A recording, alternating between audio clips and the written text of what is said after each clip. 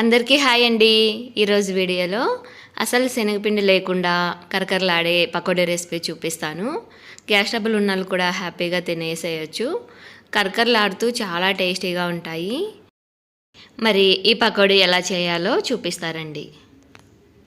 ఈ రెసిపీ కోసం ముందుగా మిక్సీ జార్లోకి స్పైసీ కోసం 3-4 పచ్చిమిర్చి అలాగే కొంచెం అల్లంని వేసుకొని మెత్తగా గ్రైండ్ చేసుకోవాలి. ఇలా గ్రైండ్ చేసుకున్న పేస్ట్ని పక్కకు తీసి పెట్టుకోండి.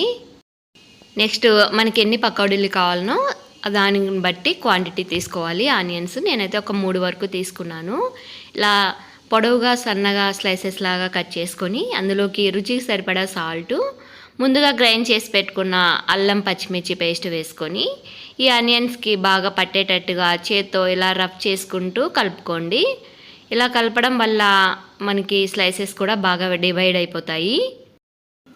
ఇలా ఈ సాల్ట్ పచ్చిమిర్చి పేస్ట్ ఆనియన్స్ బాగా పట్టేటట్టు కలుపుకున్నాక ఇందులోకి ఒక 1/2 కప్పు వరకు గోధుమ పిండి వేసుకోవాలి. 1/4 కప్పు వరకు బియ్యం పిండి వేసుకోవాలి. నార్మల్గా మనకి బయట దొరికే పొడి బియ్యం పిండి. ఇవి కూడా ఇందులో బాగా కలిసిపోయేలాగా ఇలా కలుపుకోవాలి. ఫస్ట్ వాటర్ వేయకుండా ఇలా బాగా కలిపేసుకున్నాక కొంచెం కొంచెం వాటర్ వేసుకుంటూ కలుపుకోవాలి. మరీ లూజ్గా కలుపుకున్నాం అనుకోండి ఆయిల్ ఎక్కువ లాగేస్తాయి. కొంచెం గట్టిగా ఉండేటట్టే కలుపుకోవాలి. పిండి కన్సిస్టెన్సీ అనేది చూశారు కదా, ఇలా నేను వీడియోలో చూపిస్తున్న విధంగా కలుపుకోవాలి. ఇలా బాగా కలిపేసుకొని పక్కన పెట్టుకోండి. ఈలోపు డీప్ ఫ్రై కోసం ఆయిల్ వేడి చేసుకోవాలి. ఆయిల్ బాగా హీట్ అయిపోయాక మీడియం ఫ్లేమ్లో పెట్టేసుకొని మనకి ఆయిల్ ఎన్ని పడతాయో అన్నీ ఇలా చిన్న చిన్న పకోడీలాగా వేసుకోవాలి. పకోడీ ఎప్పుడు వేసుకున్నా చిన్న చిన్నగా వేసుకుంటేనే టేస్ట్ బాగుంటాయి కరకరలాడుతూ. ఇలా కొంచెం సెట్ అయ్యాక కదుపుకుంటూ బాగా కలర్ వచ్చే వరకు డీప్ ఫ్రై చేసుకొని తీసేసుకోవాలి. శనగపిండి వద్దనుకున్న వాళ్ళు, గ్యాస్ ట్రబుల్ ఉన్న వాళ్ళు ఇలా గోధుమ పిండితో ట్రై చేయండి.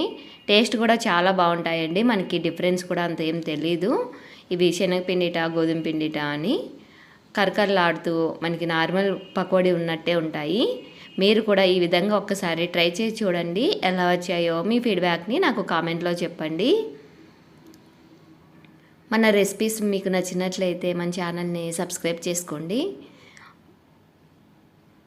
చూశారు కదా, ఇలా బాగా కలర్ వచ్చాక తీసేసుకోవడమే. ఇదే విధంగా నెక్స్ట్ వై కూడా వేసేసుకోవాలి. ఇలా అన్నీ వేయడం అయిపోయాక ఫైనల్గా కొద్దిగా కరివేపాకును కూడా డీప్ ఫ్రై చేసుకొని పైన ఇలా చల్లుకున్నారనుకోండి అక్కడక్కడ టేస్ట్ బాగుంటుంది. రెసిపీ నచ్చినట్లయితే లైక్ చేయండి, షేర్ చేయండి. ఫర్దర్ వీడియోస్ కోసం మన ఛానల్ని సబ్స్క్రైబ్ చేసుకోండి. Thanks for watching.